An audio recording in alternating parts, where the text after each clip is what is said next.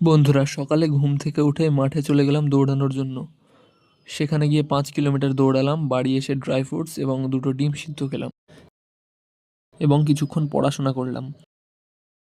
তারপর স্নান করে ছাদে একটু পায়চারি মারলাম, দিয়ে বাড়ির কাছে একটি প্রাইমারি স্কুলের দিকে রওনা দিলাম, কারণ আমি ডিএলএড করছি বন্ধুরা। সেখানে স্কুলের বাচ্চাদের সাথে একটু ক্রিকেট খেললাম, তাদের সাথে একটু মজা করলাম ও বাড়িতে এসে লাঞ্চ করলাম। তারপর বিকেলে বন্ধুদের সাথে আড্ডা দিতে বেরোলাম। বাড়ি এসে সন্ধ্যাবেলায় আবার নিজের পড়া শুরু করলাম। ফেব্রুয়ারি মাসের কারেন্ট অ্যাফেয়ার্সের বইটা একটু পড়লাম কিছুক্ষণ, এবং তারপর আমি প্র্যাকটিস সেট করা শুরু করলাম।